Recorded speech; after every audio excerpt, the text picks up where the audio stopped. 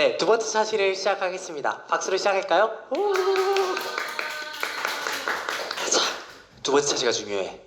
앞의 시간은 에피타이저. 잘 봐봐. 여기 이제 경사하강법의 핵심에 대해서 알려줄 테니, 그러니까 여기에 지금 비밀이 다 숨어 있는 거야. 자, 알겠죠? 자, 그래서 교과서랑 프린트랑 해서 잘 따라오도록 합니다. 자, 앞에서는 주어진 자료의 추세선을 이용하여 손실함수를 구하는 방법을 배웠다.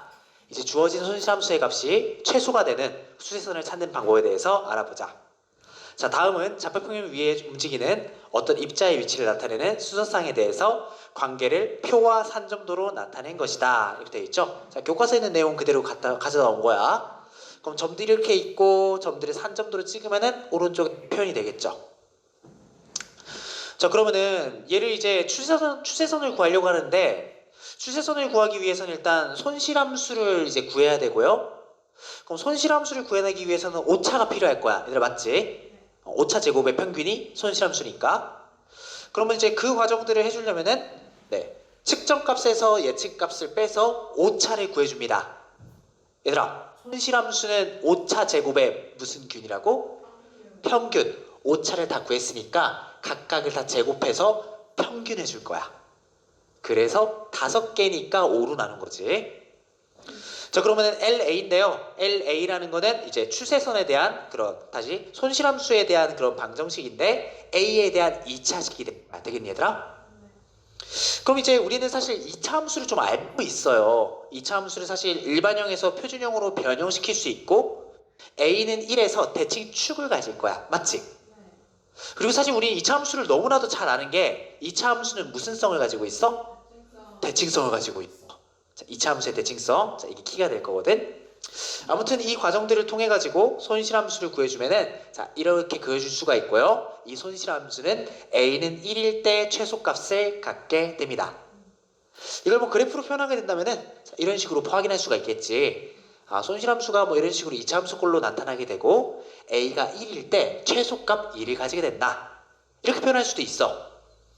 기울기에 대한 얘기잖아. 기울기가 2일 때 오차가 이제, 그러니까 손실함수가 이제 가장 최소가 되는 그런 A가 된다는 거야. 되겠죠? 자, 이와 같이 손실함수의 값을 최소화하는 추세선의 기울기를 찾는 과정을 손실함수의 최적화라고 한다. 그래서 최소가 되도록 하는 추세선을 최적 추세선이라고 한다. 용어들 한번 받으세요. 최적화라는 것은 결국에는 손실함수 값을 최소화하는, 오차를 최소로 하여주게 되는 그런 A를 찾는 거, A를 찾는 과정들이 추세선이구나, 다시 최적화구나를 알 수가 있습니다. 나 처음에 잘 이해가 안 됐던 게 그거였어. 뭐였냐면은, 내 얘기를 좀 들어볼래? 우리 이 함수 너무 잘 알잖아. 그냥 손실함수 이렇게 슥슥 해보면은 이런 걸로 누구나 다 만들 수 있죠? 이건 중학교 3학년도 할 수 있어. 그러면은 당연히 A가 1일 때 가장 손실함수 값이 작겠네 찾을 수 있는데, 왜 이렇게 집착하는지 모르겠다는 거야. 그거 되게 쉽잖아, 지금. 근데 경사하강법이라는 어려운 말을 만들어가지고 왜 우리 힘들게 하는지, 그거에 대해서 되게 많이 고찰을 했어. 그러니까 왜냐면 2차 함수는 그냥 2차 함수잖아. 표준형으로 볼 수 있고 대칭축 구하는 거 너무 쉬운 일이란 말이야. 근데 왜 이렇게 복잡하게 설명하는지 모르겠다는 거지. 자, 근데 그 이유를 뒤에서 조금씩 설명을 해줄게요. 자, 이 질문을 가지고 한번 천천히 따라와봐. 자, 어쨌든 최적화하는 과정은 그렇습니다. 손실함수가 이렇게 있는데요. 손실함수 이렇게 있으면요, 일반형을 표준형으로 바꿔주세요. 표준형으로 바꾸게 되면은 A는 3에서 최소값을 가진다는 건 쉽게 알 수가 있겠지. 그러면은 최적 추세선이 A가 3이니까 A 자리에서 3을 대입해서 fx는 3x가 최적 추세선이 되겠구나 확인할 수가 있고요. 그러니까 결국에는 손실함수는 A에 대한 그런 함수고 A에 대한 차식이라는 거지. 여기서 A는 기울기를 의미합니다. 최적의 기울기를 찾아가는 과정이 손실함수에서 최소값을 찾는 과정이라고. 네. 그래서 이런 과정들이 있고요. 자, 좀만 더 읽어볼게. 자, 그 다음에 미분의 성질을 이용하여서 손실함수의 최적화 과정입니다. 자, 그럼 방금 한 얘기들이야. 추세선 fx는, 손실함수는 A에 대한 2차 함수이므로 2차 함수의 성질을 이용해서 손실함수를 쉽게 최적화할 수 있다. 그런데 2차 함수보다 복잡한 손실함수를 최적화하려면 좀 더 일반적인 최적화 기법을 사용해야 한다. 그러니까 이 문장의 의미는 이거야. 이차함수는 대칭성으로 그냥 A 찾는 게 너무 쉽잖아. 근데 우리가 생각을 해야 돼. 우리가 찾는 함수는 이차함수가 아닐 수도 있어. 아까 그러니까 y는 ax 플러스 b, 상수항 b가 살아있는 경우 생각해야 되지. 사실 다변수 함수에서 얘기해야 되는 거야. 실제 대학교에서 인공지능을 얘기하려면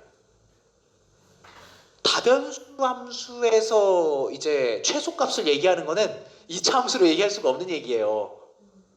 그렇기 때문에 일단 우리가 이차 함수로 이해를 하고 이 이해를 확장을 해가지고 다변수 함수에도 한번 이해를 해보자는 거지. 자, 어쨌든 일반적인 최적화 기법을 소개해 줄게요. 자, 손실함수 구했고요. 그 다음에 1에서 손실함수의 값이 최소임을 확인하는 방법을 알려주겠습니다. 여기서 기본적인 전제 그거 얘들아. 최소값을 가지는 A를 모른다가 기본 전제야. 따라해볼래? 최소값을 가지는 A를 모른다. 1번 보세요. 최소값을 가지는 A를 모른다는 거야. 그러면은 예를 들어 4를 초기값으로 정하지? 왜 처음부터 대칭값으로 안 정하고 갑자기 4를 정하냐 이 말이야. 최소값을 가지는 A를 모른다. 가천제야. 자, 우리가 최소값을 찾아 나가는 과정이에요. 그럼 4를 정했어. 그럼 4가 한 이쯤에 있는데 초기값이 여기 있다는 거야. 자, 우리의 목표는 어쨌든 이 함수값이 제일 작은 여기 있는 이 점까지 내려오는 게 목표인 거지. 초기값은 4를 정했는데 임의로 정한 거야. 되겠죠? 미분을 해. 미분을 해보니까 이제 A는 4에서 미분해보니까 0보다 커. 자, 이거 이렇게 생각하면 돼. 얘들아, 미분계수인데 미분계수의 기하적 의미는요, 접선의 기울기야. 따라해볼래? 접선의 기울기. 보세요. 대칭축이야. 이차 함수는 대칭성 가지고 있어.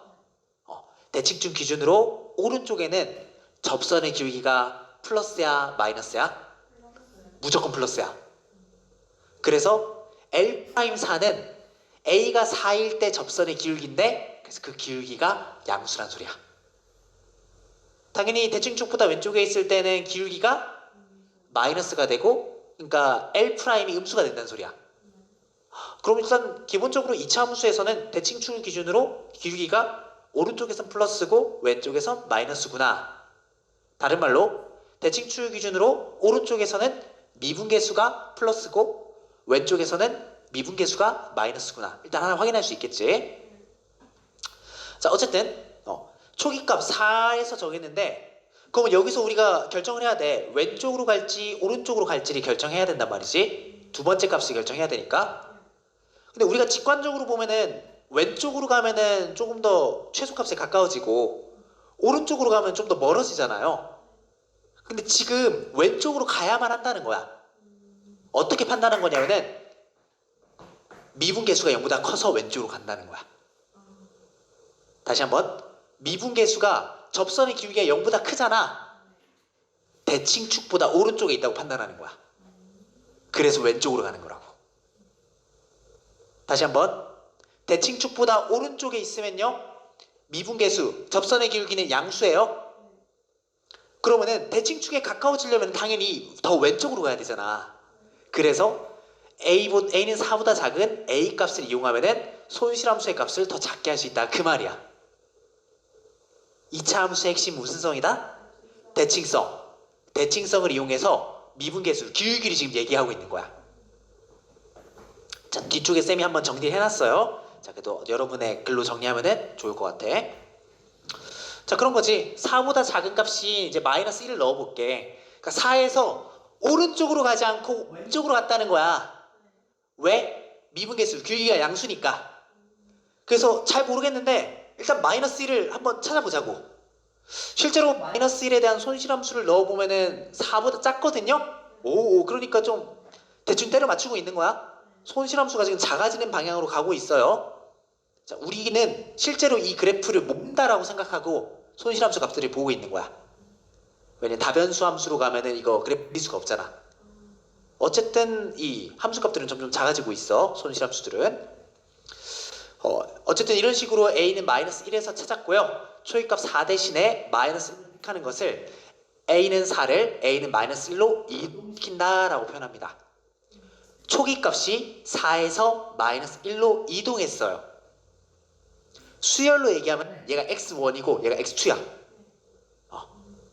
이 인공지능 수학에서는 수열을 안 배웠다고 가정을 하고 지금 강의를 하고 있는 거야. 우린 수열 지금 배우고 있잖아. x1이고 x2라고 생각해. 그 앞에 항과 뒤에 항의 관계로 계속해서 바뀌고 있는 거라고. 계속 갑니다. 자, 이번에 세 번째 단계는 뭐냐면은 마이너스 1에서 어디니? 네, 2와 3의 과정을 반복하는데 여기서 반복한다는 말이 이런 얘기야. 마이너스 1에서 기울기를 생각해. 기울기가 플러스야 마이너스야? 마이너스. 기울기가 마이너스니까 대칭축보다 왼쪽에 있다고 판단하는 거야. 그러면은 이 점에서 더 왼쪽으로 가면은 멀어지겠죠, 대칭축으로부터. 대칭축에 가까워지려면은 오른쪽으로 이동해야 되는 거야. 새로운 초기값을 정할 때는 마이너스 1보다 오른쪽으로 가야 되겠구나. 무슨 말인지 알겠지? 네, 이 과정을 반복합니다. 자, 그래서 앞의 과정에 따라 a 값을 계속 이동시키면은 손실함수의 값은 점점 감소하게 되고 실제로 a의 값은 손실함수의 값에 최소가 되는 값 a는 1에 점점 가까워진다는 것을 알 수가 있습니다. 수학적으로 얘기하면은, 그러니까 수열로 얘기하면은 x1, x2, x3, x4인데 점점 이 xn들이 어디 가까워지냐면은 대칭축에 있는 x좌표로 가까워진다는 거야. 근데 이차 함수가 보니까 경사가 이렇게 있지? 그리고 하강하고 있지? 그래서 경사하강법이야. 네, 그래서 이렇게 씁니다. 자, 이와 같이 미분의 성질을 이용하여 손실함수의 값이 감소하는 방향을 찾고 초기값을 반복적으로 이동시키면서 최적화하는 방법을 경사하강법이라고 합니다. 자, 그러니까 미분의 성질을 이용했다는 거는 기울기로 판단했다는 거야. 기울기가 양수면은 대칭축보다 오른쪽에 있구나. 그러니까 오른쪽이 아닌 왼쪽으로 가야지 손실함수 값이 작아지겠네. 다시 한번. 미분의 성질을 이용했다는 건 이런 의미야. 기울기, 미분계수를 판단을 해. 기울기가 음수야. 기울기가 음수니까 대칭축보다 왼쪽에 있구나. 손실함수 값을 줄이려면은 이 점보다 오른쪽에 있는 점을 다음 초기값으로 결정해야 손실함수가 작아지겠다 판단하는 거예요. 그래서 미분의 성질을 이용한 손실함수의 최적화예요. 되게 어려운 것 같은데 무슨 말인지 알겠지? 네. 여러분들의 글로 한번 정리해 보세요. 물론 내가 뒤에 한 번 더 친절하게 PPT에 써놨습니다. 근데 여기에서 좀 오개념이 발생할 수는 있어, 얘들아. 이게 뭐냐면은 밑에 주의 부분이에요. 4에서 기울기가 양수야. 대칭축보다 오른쪽에 있으니까 왼쪽으로 이동해야 됐다고 생각할 수 있겠지? 근데 왼쪽으로 한없이 많이 이동하면 어때? 그러니까 점이 이동하는데 한 이쯤에 찍히는 거야, 점이. 그러니까 이렇게 갈 수도 있잖아. 더 멀어질 수도 있어요. 그러니까 왼쪽에 찍는다고 그냥 무작정 찍으면 안 된다는 거야. 근데 읽어보면 이렇게 돼. 그런데 a는 4보다 작은 a의 값이 반드시 손실함수의 값을 감소시키는 것은 아님에 주의해야 된다. 손실함수 값이 더 커질 수도 있어요. 그러니까 마이너스 3으로 이동시키면은 오히려 증가하죠. 그러니까 사실 다음 좌표를 선택하는 건 굉장히 신중하게 선택을 해야 된다는 거야.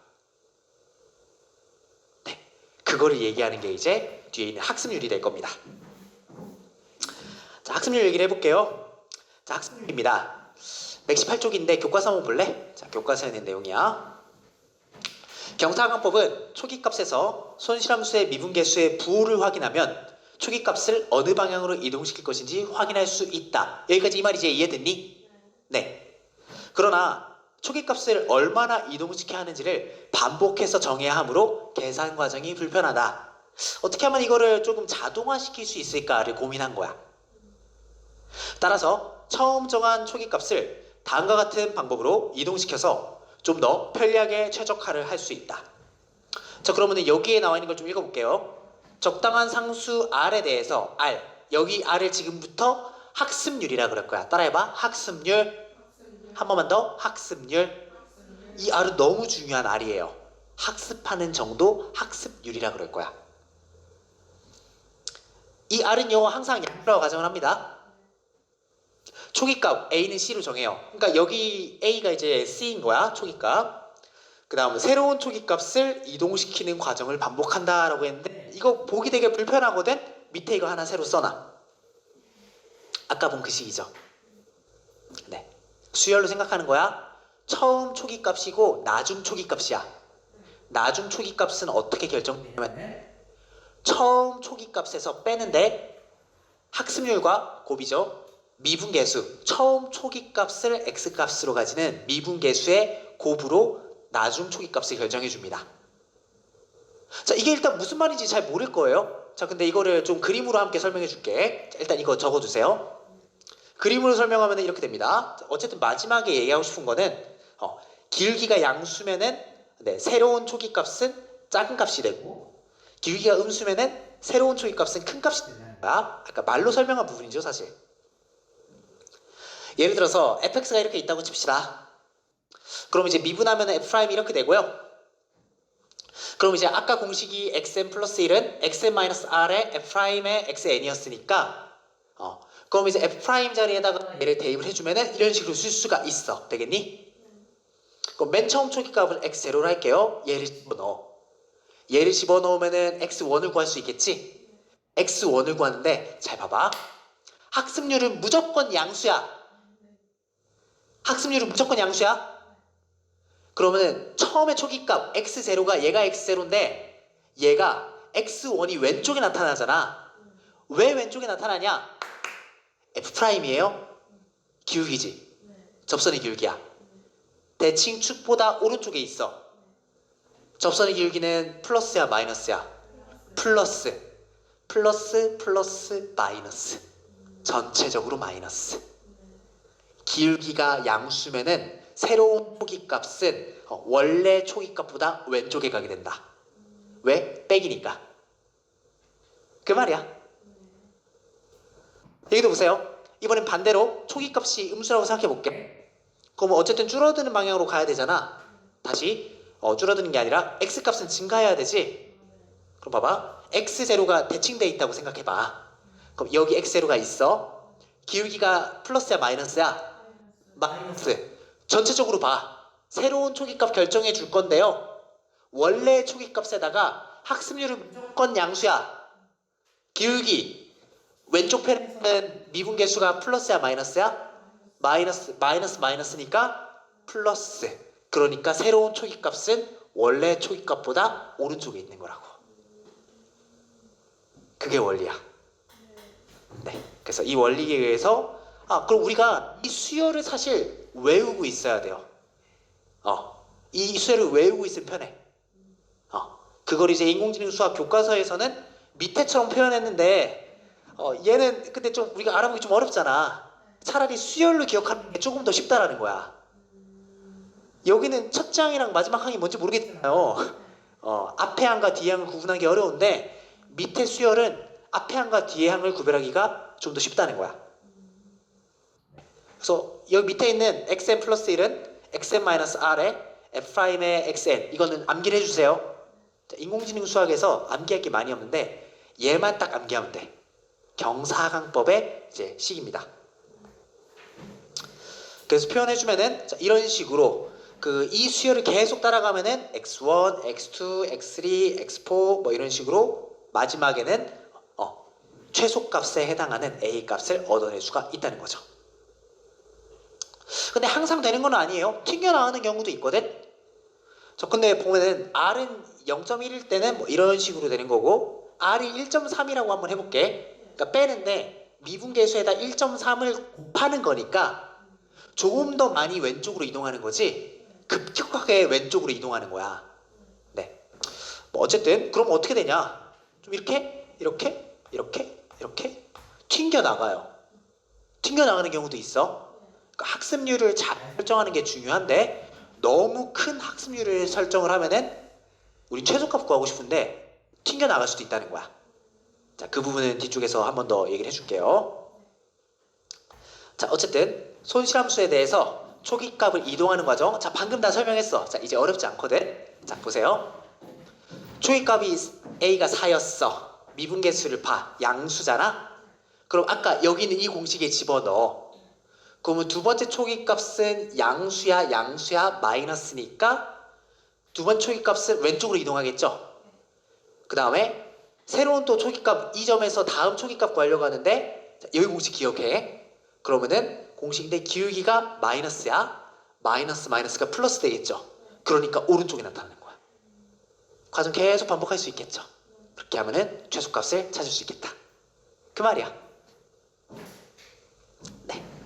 이상으로부터 새로운 초기값은 항상 손실함수의 값이 감소하는 방향에 위치함을 할 수 있다. 상수 R이 초기값 A를 C를 얼마나 이동시킬 건지를 결정하는 게 상수 R인데 R의 값을 이제부터 학습률이라고 할 거예요.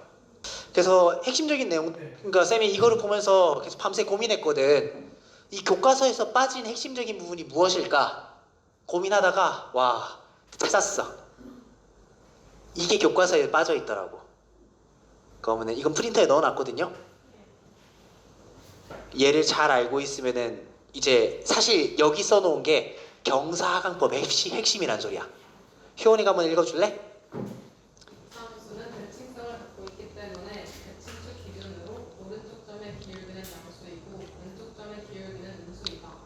따라서 xn 플러스 1을 xn보다 대칭축에 가깝게 이동시킬 수 있다. 네, 이제 이거 무슨 말인지 알겠지?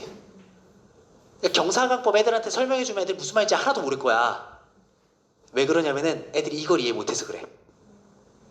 2차 함수는 대칭성을 가지고 있다. 대칭축을 기준으로 오른쪽에서는 기울기가 양수고 왼쪽에서는 기울기가 음수일 것이다. 그렇기 때문에 xn 플러스 1을 xn보다 대칭축에 가깝게 이동시킬 수 있다는 거지. 근데 여기에서는 일단 이 공식을 외우고 있어야 되고 R은 무조건 양수고 F'에 따라 가지고 바뀐다. 자, 그런 것들이 연결돼서 이해할 수가 있어야 되겠지. 자, 사실 쉽지는 않아요. 근데 이해는 할 수 있겠죠. 선생님, 그럼 이 학습률이라는 게 저희가 실제로 인공지능 다룰 때 이렇게 조절할 수 있습니까? 조절할 수 있어요. 뭐냐면 우리가 티처블 머신 했었는데 아까 한 얘기야. 위에 있던 게 에포크였잖아.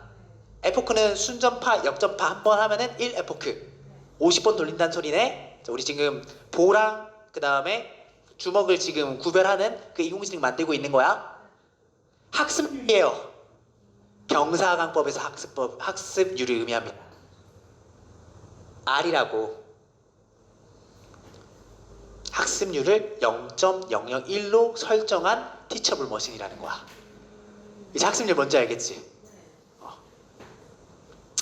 근데 아까도 보여줬지만 학습률이 너무 크면 튕겨나가죠?